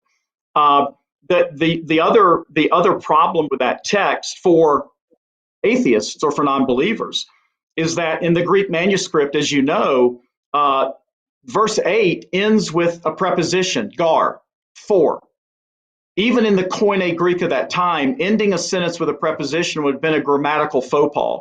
So again, if you're creating that story, number one, you're going to have a man or a Roman man at the tomb finding it empty. and you're not going to end that sentence with a preposition if you're creating the story. But let's speaking of Rome, let's look at the extra biblical evidence or lack thereof for Jesus and the resurrection. But let's just take Jesus. So Jesus appears as a footnote in Josephus' Antiquities, a footnote. And in the footnote, Josephus notes that Jesus was a teacher of wisdom. He, allegedly performed miracles, and then was killed, crucified, and then allegedly appeared to his disciples. Jesus does not appear in any Roman literature, in any Roman art, in any Roman buildings. There's no mention of Jesus, not a zilch. So the extra biblical evidence for not only Jesus, but for the resurrection is pretty thin. And I don't read, as you probably have guessed, I don't read the New Testament as history. I don't take the Gospels as historical facts. I just don't. At one point I did. And at one point I probably believed everything in the New Testament. I no longer read it as history. And that's probably another kind of chasm between the two of us. Right. Thanks for sharing that, Dave. I didn't want this to get into a debate of resurrection, because that's clearly not the topic of the debate. But I was just curious since you brought up the empty tomb in the earlier discussion. I mean, I'll be happy to do a debate on the resurrection, and I have in the past as well. But my only point in that is that the empty tomb is something that was central to Christianity, because they believed in a bodily resurrection. And I think that Christianity would not have been able to thrive in Jerusalem if the body still remained in the tomb. I think this was a fact, but that I think that I think among when you look at scholarship like the ones, the minimal facts argument, for example, produced by Mike Licona and all that, treat the empty tomb as one of those facts which are established, taken for granted. But moving on to that, I was just wondering to ask whether you had any other questions, because I'm with regards to my 3 points, those were my 3 points. The argument from the authority, I think we've discussed that. The argument from depravity, I think we've spoken that, and also now the resurrection. If you had any questions for me, that'd be great. No, I think we started the debate, Sam, with my concession that evil does not disprove Christianity, nor does goodness. And so my sense was this would not be a lengthy debate because of that pretty much cut to the chase agreement. But I did want to take, and I think I have taken the time to talk about the problem that evil does pose for Christianity. And you acknowledge that very eloquently in your opening remarks, that it does pose challenges and problems, and it should. And that when we look at evil things or evil events, it should give us pause, and we should be moved as human beings. And so I don't have anything else to say. Marlon, I hate to cut your show short, but I'm out of questions. I've enjoyed the exchange with Sam. It's been intellectually stimulating. It's been playful at times. Sam, you're a great debater. I wish you the best in the completion of your studies. And Marlon, thanks for having me on your show and for treating me with respect. And sorry for the technological problems. It ain't over yet, Dave. You ain't going nowhere yet, but we got some Q&A, man. We got people asking questions. Hey, here it is. Dave about to check out on us, man. You got to stay in there, man. You got to stay, Dave. You got to stay, man. It ain't over yet. Yeah, all right. Marlon, I just wanted to also say to Dave that that I really appreciate the discussion and this discussion, and this was productive and meaningful discussions I've ever had in almost close to 20 debates that I've done. This was one that I think we were able to be honest with one another. We skipped the pretense, just share, I think, from the heart, I think, what we believe in. And I just wanted to say I really appreciate that. Dave, thanks so much for doing that. Yeah. Cool, guys. So now we're going to, we got closing remarks and Q&A. So we got 5-minute closings coming up, man. So Dave, if you want to take your 5 minutes and give a quick closing of your thoughts of this debate and so forth. All right. Yeah, again, thanks, Marlon, for having me. Sam, thanks for being a gracious debater. As I started the show, I don't think God's existence is something that can be proven. If it could be, we wouldn't need the show, we wouldn't need churches, we wouldn't have religion. It would simply be an established fact. The fact that we have churches, the fact that there are religions, and some that are quite varied in their content, suggests that God, no, is not something that can be proven. It's certainly God is something that has been and can be discussed. We've done that here tonight. But I do think that the topic of evil and the subject of evil does and should pose problems for people of faith, and for certainly thoughtful people of faith, because it is difficult for me to reconcile. And I keep going back to the death of a child, but that's because I'm a parent. And the death of a child is something that's unimaginable. But when it happens, I've seen it destroy lives. And when I say destroy, I mean I've seen people for the rest of their lives live in a grief that never goes away. So how one squares those existential, not philosophical. We could, again, this is most of our discussion tonight has been philosophical, but at the existential level, in the place where we live and move and have our being, the problem of evil is one that I think believers and non-believers should take seriously, should take compassionately, and I do think that it does. While it doesn't prove or disprove the existence of God, I think it does expose some of the problems with the God that we see in the Bible. All right, thank you, Dave, for that closing remarks. All right, Sam, you're up, man, for your 5-minute closing. Yeah, thank you very much, Marlon, for hosting this, and thank you so much, Dave, for that really, really intellectually stimulating discussion. I've had not many debates, but close to 20 debates and a number of interfaith dialogues, and this was one of the most open and honest conversation that we were able to have, and I think that's one of the reasons we were able to keep it short. And actually, while we were discussing about the, remembered that this is not a debate about the resurrection, and I didn't want to pull the topic beyond what it was. I only wanted to address the point about the empty tomb, since it was brought up in Dave's rebuttal period. But this has been absolutely fascinating, and I'm really glad that did that. It is something that should make us pause and say, why is this going on? And I think that's really hits at the nerve of the heart of the gospel. And that's why I brought up the 3 points why I think God has sufficiently good reasons for decreeing and permitting evil in the world. And the first one is that God has the moral authority to do so. I don't think Dave disagreed with that. He just said that in the discussion period that he found that to be, God should be condemned for that. He should not have done that. God needs to give mercy for all. To which my response to that is, on what grounds is God obligated to do so? I also pointed out in the in the discussion period that that God has every right to assume himself to be the center of that universe. The universe really functions around him, and just as every item in your house, for all of you here who are watching this, serves to exist to serve you, and when they see serving you, you get to throw them out because they are yours.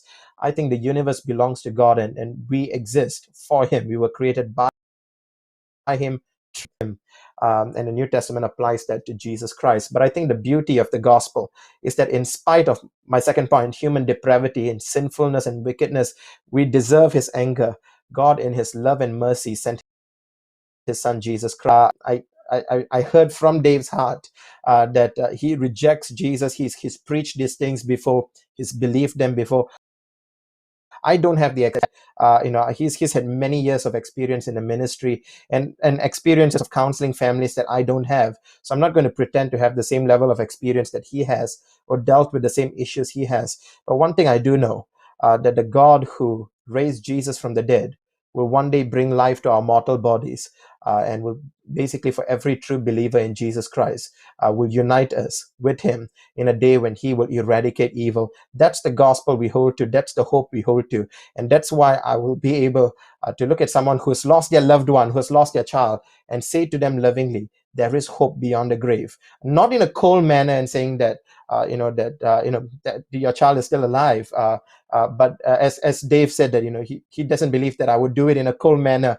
But the thing is, the fact of the matter is, I really think the gospel brings hope for a world that is dying for answers to the questions of suffering and pain. And I think the best picture we get is to ask ourselves, what really is the greatest act of evil that the world has ever seen? The greatest act of evil is when God came down as man to earth. And what did we do to God? We spit at him, we slapped him, we whipped him, we hung him naked on a cross, where he bled to death. Treated God. That was the greatest evil the world had ever seen. Man embarrassed and humiliated God, or so it seemed. But if you ask what is the greatest good is the spitting, the slapping, the whipping, and the crucifixion of Jesus that ultimately provides eternal life to everyone who places their faith in him. And I hope this is a reality in your life as it is mine. And I hope and pray, as I told Dave before the show, that it becomes a reality in his life too. Granted, he's experienced and preached the very same things that I've preached. So it's been a joy to be able to share this with Dave and to have this great conversation. And I personally look forward to getting to know him and hopefully chat with him after the debate as well. But thank you. This has been a joy. All right, guys. Thank you for the closing remarks. Appreciate you both. So now we're going to jump into some Q&A, man. We got some hard questions out there, man. So I got to start with my super chats here. And this is coming from Sentinel Apologetics. That the thing will pop up correctly. Let me get this thing operating correctly here. Get on up there. There it is. Thank you for the super chat, Robert Rowe. Appreciate you, man. David, here's the biblical story in a nutshell. God wanted a family. God was betrayed by his family. God still loved and pursued his family. God will finally be reconciled with his family forever. Any thoughts on that, Dave? I mean, you could sum up, I suppose you could sum the biblical story in that way. I don't read the Bible as history, so that is, I wouldn't disagree with that being the summation of the story. Let me just read that again, so that God wanted a family. Don't know. I'm not sure if that is biblical. Sam probably can answer that better than I. God was betrayed by his family. God still loved and pursued his family. God will finally be reconciled. Yeah, I mean, I think you could make that argument based on the story. And again, the operative word there is story. I don't read it as history. I read that as an article of faith, and this person may believe that. I have no desire to disabuse Sentinel Apologetics of that belief. Sam might take it on, in a different way. He may read it differently, but I would say in terms of looking at it as a story, I'm not going to disagree with it as a story. Sam might have a different take on that. Any thoughts, Sam? I mean, I don't. I mean, I personally know Robert, and hi, Robert, if you're there. And the thing is that, I mean, I think that this in a nutshell, it could be summarized as God, creating man and woman to be his co-regents, to reign with him over all of creation. The command was to rule, subjugate, rule the world.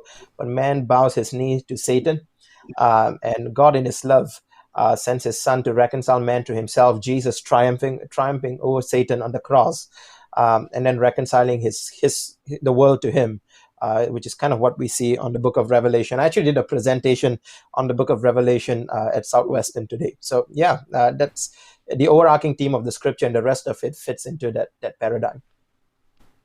All right.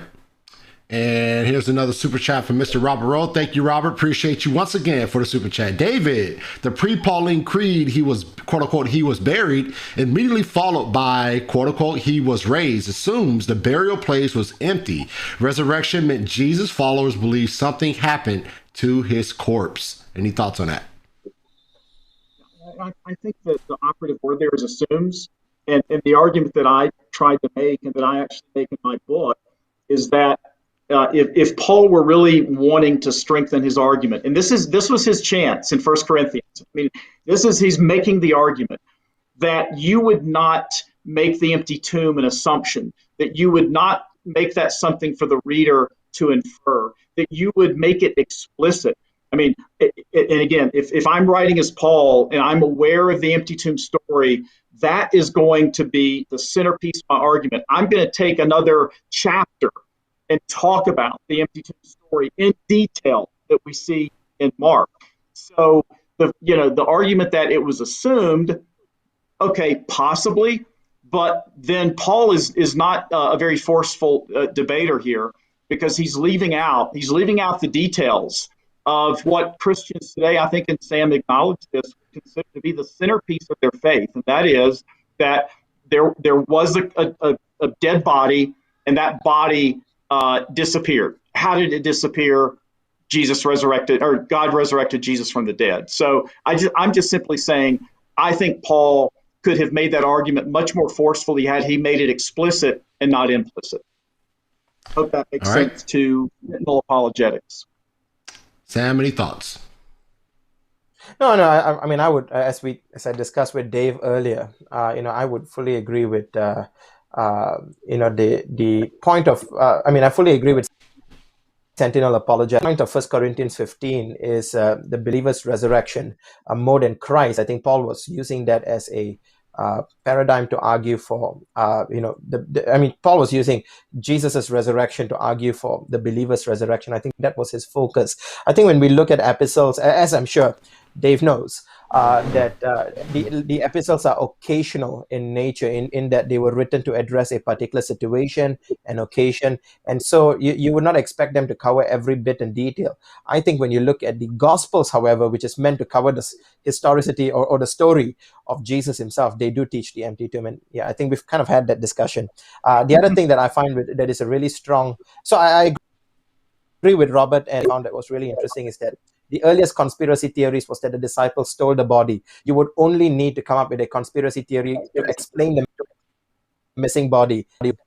So that was one of those things that Dave and I kind of discussed earlier. All right. And here's another super chat from Dave. Oh, sorry, Robert. You're hooking it up, Robert. I appreciate the support, brother. David, the empty tomb itself would not generate faith. Its discovery led to more puzzlement and confusion than belief. Instead, Jesus' followers had visions of him alive after he had been crucified. Any thoughts on that, Dave?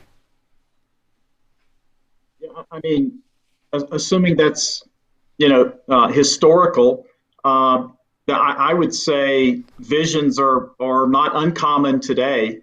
That's I guess an area of pseudoscience, the people appearing, to people after they've died, which is not persuasive to me in either way. I mean, do I believe in visions? Do people see people?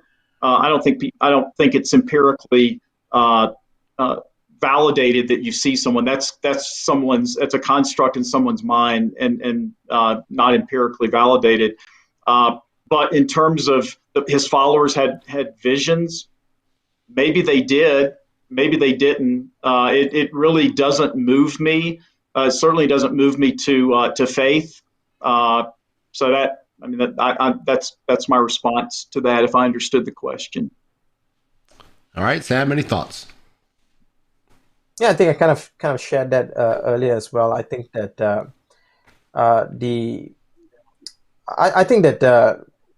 visions do actually, and I think I was just thinking about my debate with Paul Enns, Paulogia, where we kind of discussed this. I think this was one of those points that Paul actually granted in my debate with him. He said that he believes that the disciples did actually have visions, but he attributed them to mass hallucinations, or I think mass hysteria, I think was what he attributed them to. I think that for me, I found the visions to be really, really fascinating, because it's not just, I mean, if you start seeing visions of someone, but it's really interesting that multiple people see the same thing at the same time. At least that's what they're documenting. So either they're lying, which will lead to the whole, the disciples were creating a big lie theory, which I think the fact that they die kind of cast doubt on that. But I think that the other alternative is that the fact that all of them are seeing this, I think adds some validation to it. I think in 1 Corinthians 15, Paul kind of hints at that, talking about the people who witnessed these things. The other thing I found really fascinating is that these visions only came during a 40-day period. After the 40 days, the vision suddenly stopped because they realized that Jesus is ascended, and occasionally before someone dies, they would see that. For example, Stephen, before he's dead, sees Jesus glorified. But I think that it seems to me that when you look at the description, one would have to assume that either the disciples were just outright lying and saying they had these visions, or they genuinely did see the risen Christ, because they're all saying the same thing. And they claim that, and also they see it for a duration of 40 days. So I just found that to be really interesting evidence for the disciples, for the resurrection, really. But this is a subject for a different debate. I would point out a lot of people have seen Elvis Presley after his death, and quite frankly, soon after his death, there were Elvis sightings. So there's that. I do think it's interesting, Sam, that the questions we've gotten so far have centered on the empty tomb. I did not mean, and I don't think you did either, to go in that direction. That we haven't gotten, unless Marlon's holding back on us, but we haven't gotten any questions related to the debate topic. So this is obviously they coming, Dave. I'm just getting through the super chats, man. I'm getting through the super chats, man. They get priority, man. But they coming, man. So y'all good with this question? I'm gonna go on to the next question. All right, guys. All right, this is Mr. Robert Rowe. Thank you, Robert. Man, you're a hook in the ministry. I appreciate you. David's, this for you, Dave. Job's story is 1, speak of God what is right. 2, don't cover up wrongs. 3, give God the honor he is due. 4, resist temptation to do sin. And 5, maintain integrity in the face of adversity. Any thoughts on that? If he's trying to if this person's trying to summarize the book of Job, I don't recognize Job in this summary at all. So that's my comment. I have a totally different take on what the story is about, what happens in the story. So yeah, I don't have a comment there. All right, Sam, any thoughts? No thoughts. I'll skip. Yeah. All right. And here we go. Next question. This is for you, Dave. What is good? I ask this because I want to know yours and others like you basis of what is good, to see why you're calling things such as the creation flood, the creator flooding his creation bad. I mean, I stand by my comment. I think any person, let alone God, who destroys innocent children, is not much of a God, in my opinion. That act in of itself it is borderline evil, and I think we exhausted that in the debate. I think Sam argued that's God's prerogative and that's God's authority, that he can do anything that he wants. I'm just saying that if this story is true, and by the way, I don't believe this story is true. I want to get that out there. Flood stories were a dime a dozen in the ancient Near East. Does that mean there wasn't a flood somewhere sometime? No. But if you take this story on its face as history, that God destroyed the world, whatever you want to say there were innocent children in that, and that's the problem that I have with the story in and of itself. All right, Sam, any thoughts? Yeah, this was a question that I kind of asked Dave earlier, and this was part of our discussion earlier, that I feel that God is the only grounds for objective morality and values.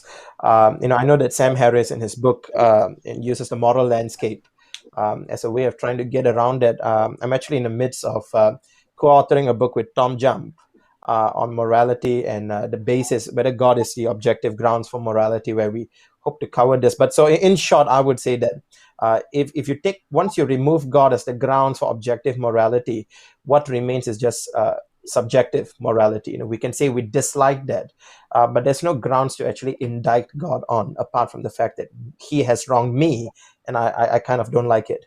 But again, this is something that I'm actually in the midst of co-authoring a book with a fellow atheist. I mean, not a fellow atheist. I need to put this.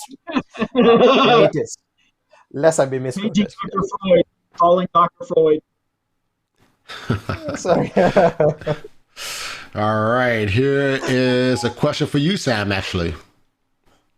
For Sam, how would you explain to an atheist agnostic that life on earth is not the end, and therefore a child dying without having the chance to reject God is grace instead of evil?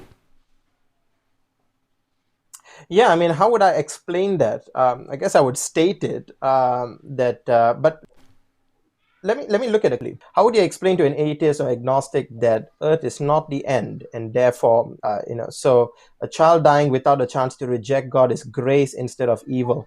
I'm not sure if I would phrase the argument that way. I would say that a child dying, because again, we don't know, it's pure speculation on our part where the children go after they die. I would love to come and say that children go to heaven, but I think the scripture is silent on that. And if the scripture is silent, I too must be silent, lest I end up trying to embellish what the scripture is saying. So the fact of the matter is, I really don't know where children go once they die. I think the judge of all the earth will do what is just, and I think that one of the things to do as an apologist, as Dave said, is to speak to a family that's lost their child. That's really something that's quite difficult to do. If I'm just dealing with the first half of that question, how would you explain to an atheist or agnostic that life on the earth is not the end? I would appeal to the resurrection. Basis for doing that. I think Paul does that in Acts 17 to the Athenians in the Areopagus, where he goes to Christ's death and resurrection as a basis for talking about the afterlife. So I guess that's how I would approach it. All right, Dave, any thoughts?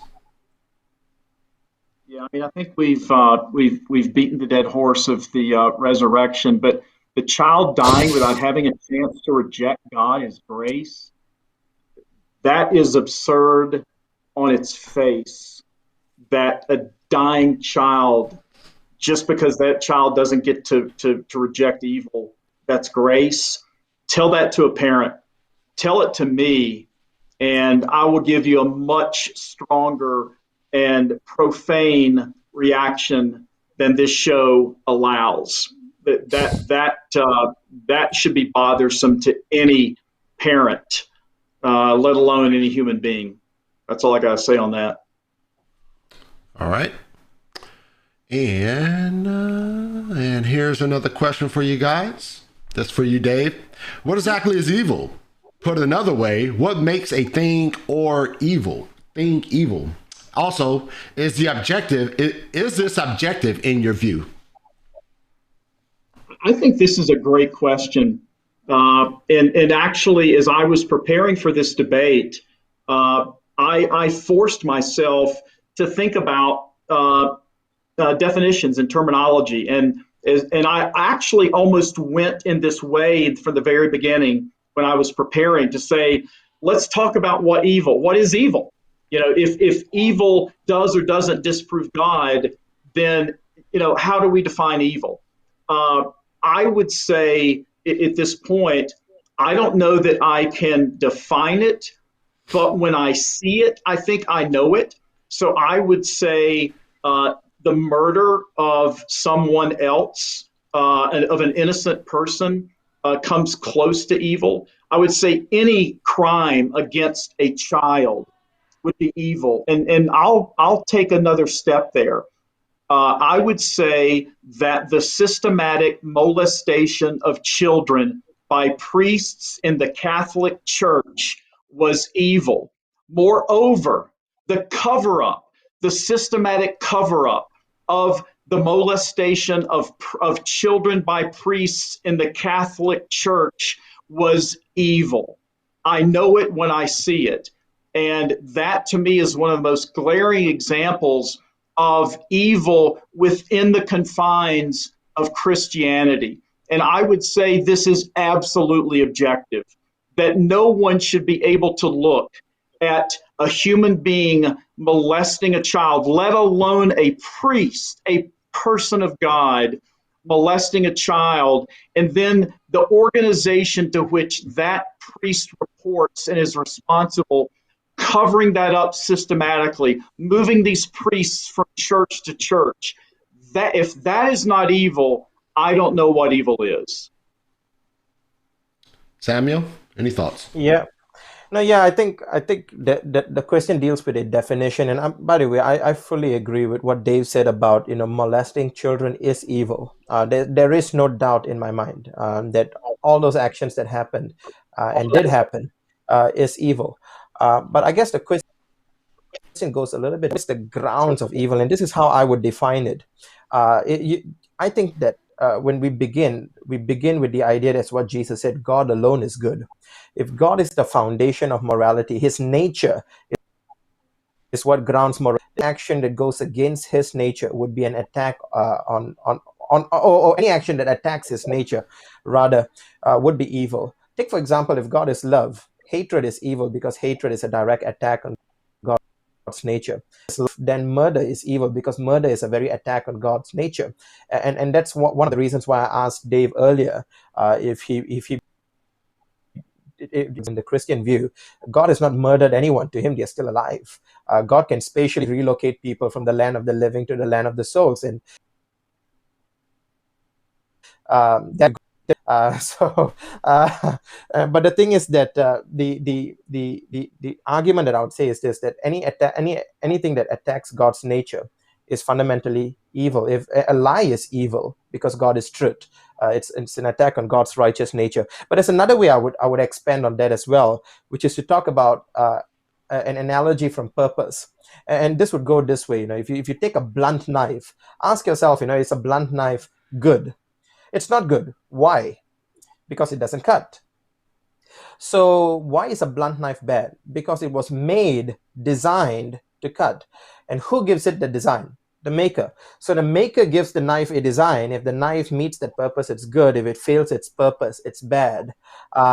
And so in that sense, in using this analogy, God, the creator, has a purpose in creating us. And I think, as Robert pointed out earlier, Sentinel Apologetics, that if the purpose for God creating us was to be in fellowship with him, to not being in fellowship with him would be evil, would be to go against his purpose, would be to go against his intentions. And that is why, for example, I would say that when you look at actions that are done that seemingly passive, someone says, I've never hurt anyone, why am I still evil? Well, you're violating the purpose for your existence. In that sense, I think there's a twofold definition to it. One, in terms of attacking God's holy nature or character, or the other is by not living up to his purpose in creating us. All right. And here's another question. This is coming from our good friends, Dr. Stephen Boyes. What's up, buddy?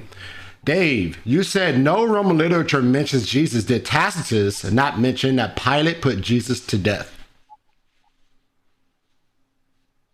I may have. Yeah, I'm familiar with that possibility. But so that would establish, if true. So the footnote in Antiquities by Josephus would seem to establish that there was a historical Jesus. Tacitus did mention that Pilate put Jesus to death. That would not only establish the historicity of Jesus, but the pronouncement of Pilate for his death.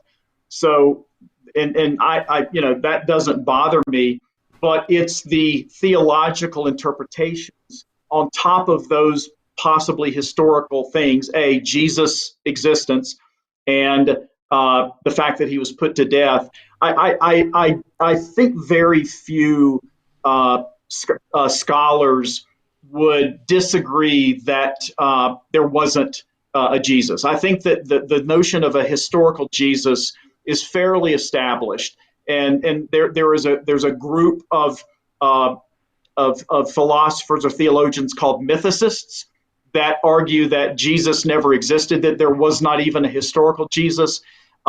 And I do think there's enough evidence historically to support that there was this person named Jesus.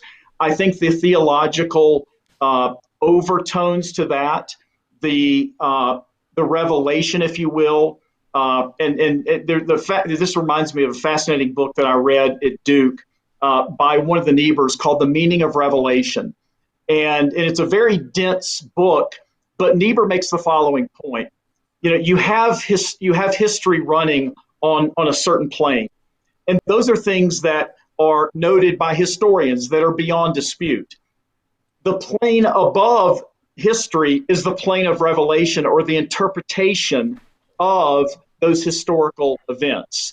And while one can be established fairly with fair certainty, and that is the historical timeline, those theological interpretations or revelation, if you will, that sit on top of and in parallel with the historical plane, that's altogether a different proposition. But if Tacitus mentioned that Pilate put Jesus to death, that would be, for me, be another nail in the board of the historical Jesus. That was a long response to a pretty simple question. All right. Sam, any thoughts? Yeah, I think that, Dave is right. The historicity of Jesus is not questioned. I not too long ago hosted Bart Ehrman on our channel, and on my YouTube channel, Explain Apologetics. And he himself would acknowledge there's no disputing the historicity of Jesus. And I guess what I wanted to say is that, you have other records that talk about him. You have Marabba Serapion, for example, Syrian Stoic philosopher, mentioning Jesus around AD 70, 73. You have, as Stephen Boyce pointed out, my dear friend Stephen, who I serve with in City Light, Cornelius Tacitus points that out. Josephus mentions that, as Dave mentioned, in a footnote. And you also have, for example, Suetonius, Pliny the Younger. You also got don't forget the Babylonian Talmud, Sanhedrin 43a, that mentions, for example, that the Jews, why they had to put Jesus to death. They believe he was guilty of sorcery and enticing Israel away. And so they gave a 40-day period to let someone come and testify on Jesus's behalf. And since no one came forward according to them, they hung Yeshu, what they referred to him, on the eve of the Passover. So that's the Babylonian Talmud, Sanhedrin 43a. But the other point that I want to point out, this was really interesting to add on to what was said, is that the Babylonian Talmud, which is written by the Jews, and it's in many ways a rhetoric against Christianity, points out that 40 years, this is in Yoma 39b in the Babylonian Talmud, Yoma 39b points out that 40 years before the temple was destroyed, there were certain omens that was happening every year during the Day of Atonement. The western lights wouldn't burn, doors would open by themselves, the cloth doesn't turn red as it would usually do, the lot doesn't come on the right hand. So there were a lot of phenomenons happening in the observance of the Day of Atonement for 40 years before the temple was destroyed. It's almost as if that God was no longer hearing the Jewish offering or receiving the Jewish offering when they were offering the rams on the Day of Atonement. If you minus back 40 years, we know the temple was destroyed in AD 70.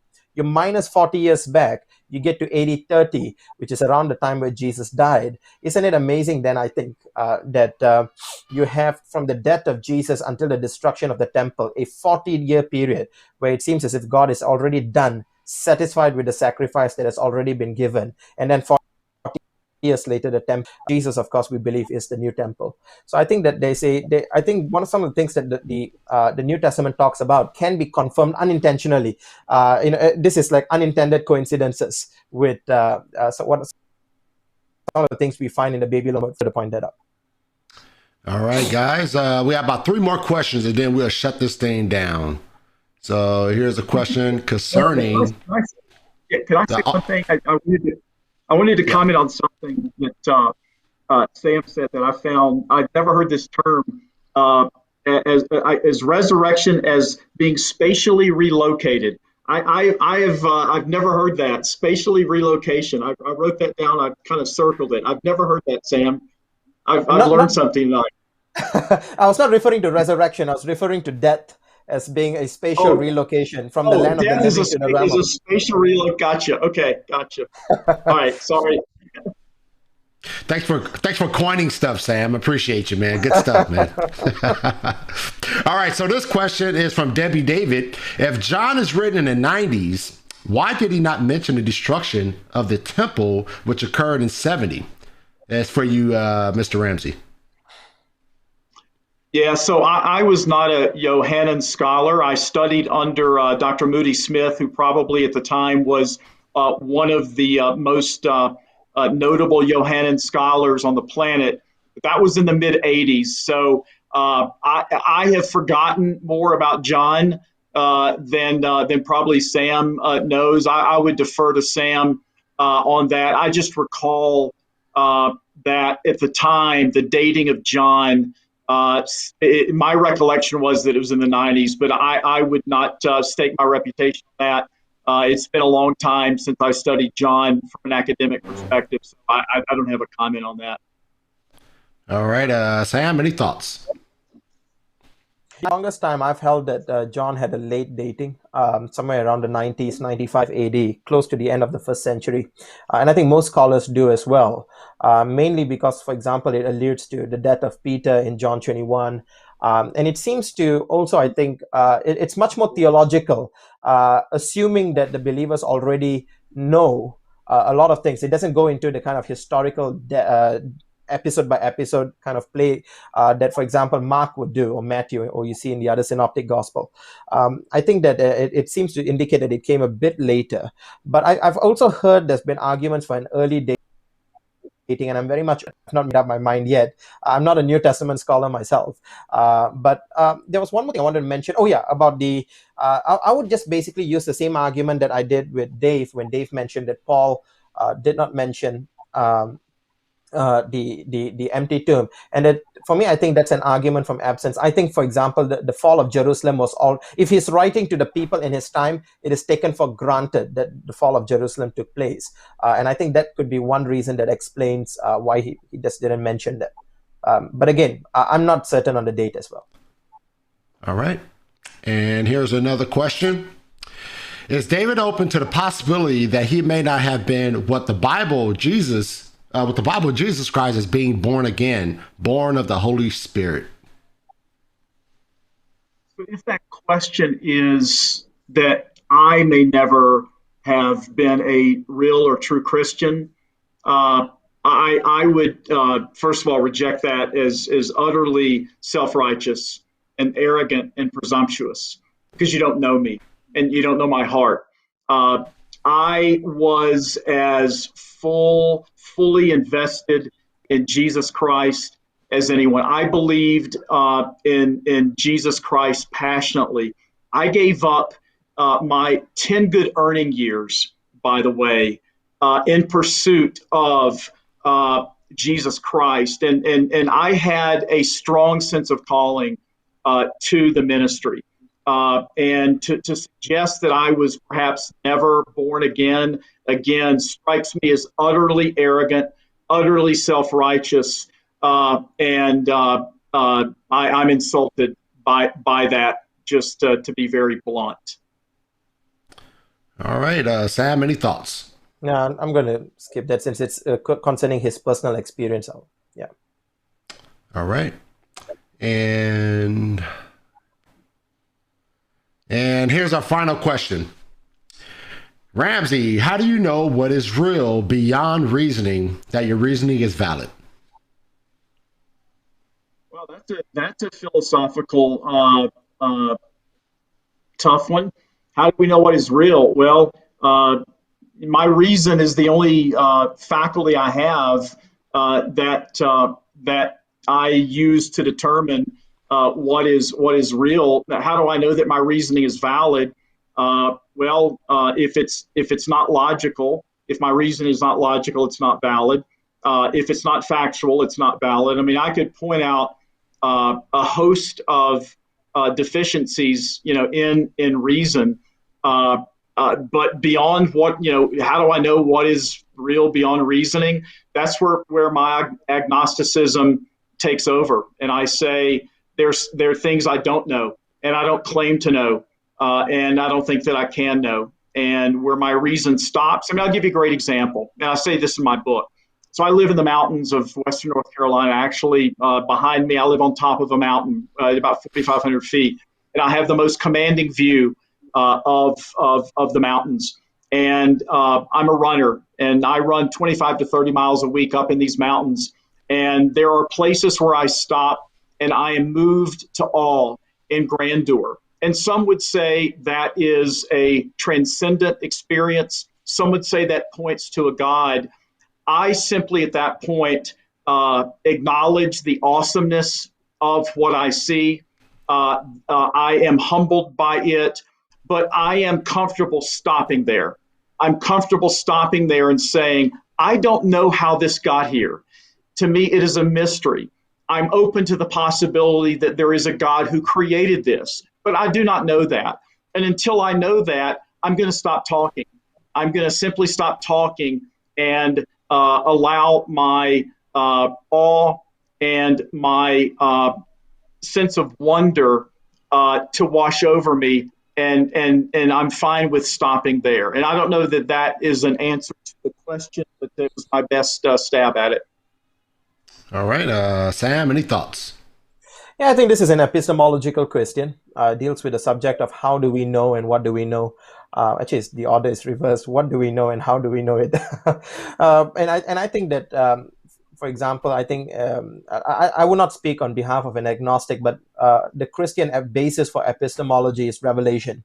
I think that God has revealed truth to us in nature, and God has also revealed himself to us in scripture. And the only way we can, for example, know the truths about God, who God is, not whether God exists, but who God is through scripture itself. So, I think that Romans 1, for example, indicates that the knowledge of God is available. God has given us cognitive faculties to be able to discern truth and to know that he exists. And I think that that's the basis for the Christian epistemology, revelation. All right. Cool, guys. That is it. That is all the questions we have. And I thank you guys. You guys are great. Appreciate the candor, the decorum. You guys did great, man. And so, as always, man, I hand out gifts to those who are first comers on the Gospel Truth. So I'll be reaching out to both of you guys after the show to get that address and get a gift out to you. Just a special gift saying thank you from me to you, from taking away from your time with your families or whatever you could be doing right now. I'm just grateful for you guys coming on the Gospel Truth, man. So any closing words before I shut this thing down? I just wanted to say a big thanks. Yeah, go ahead, Dave. Go ahead. Yeah, no, thanks, Marlon, for hosting us. Thanks, Sam, for being a gracious debater. And I enjoyed this. And the only thing that's left for me is sleep. I go to bed early, and this is way past my bedtime. So that's what awaits me after the show. But thanks, guys, for having me. And I thoroughly enjoyed it. All right. Any thoughts, Sam? Yes, thanks, Marlon. I know I've really enjoyed being with you, and I've really enjoyed the questions that has come. I think they were one-sided, only for Dave. There's a whole bunch for Dave, man. Well, in all fairness, when I was in modern day debate, I think all the questions came from me. But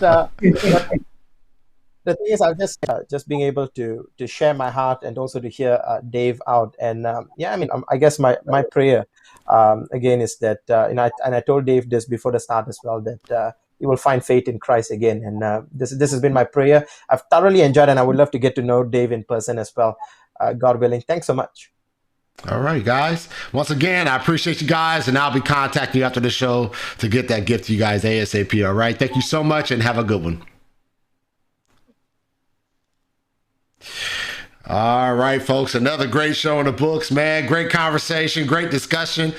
I'm one that like to put the clamps on the debate, I like the times and put times in place. You got 10 minutes to ask questions. You better answer those questions after we ask you. But I think open discussions open up a new avenue, a different avenue of type of discussion, because today we see a more intimate conversation to some degree. We got down to the nitty gritty. We got down to the heart of the situation. And I think open discussion reveals those type of areas of thought, right? And so I am thankful for these two guys coming on and giving just a great discussion. Some more emotional aspects were brought up, you know, and as believers, man, we got to be able to deal with those emotions because, you know, agnostics, atheists, they too have a perspective that they're approaching life from. Right.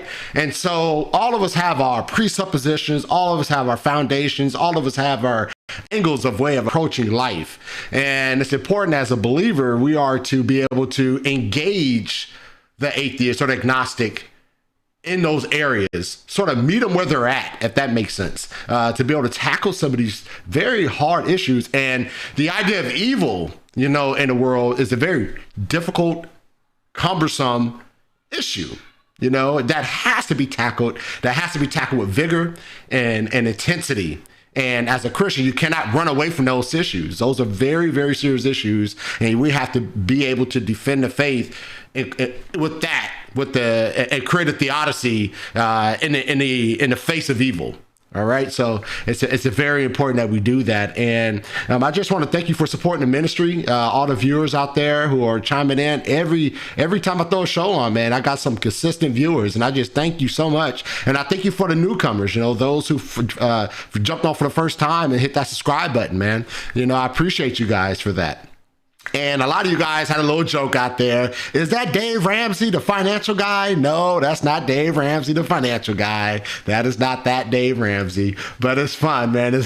We talked about that actually before the show started. But that's pretty funny. I was laughing at you guys saying that. But yeah, it's a great show, and I thank you guys for supporting the ministry. And like I said, if this is your first time viewing The Gospel Truth, and you appreciate the content, and you said, this show is good, I like it, why not subscribe? Hit that like, hit that subscribe, hit that notification bell, and give The Gospel Truth another chance. Give it another try. Watch another show. All right? That said, I'm going to get out of here. I thank you for joining me. May God bless you. May God keep you. Gone.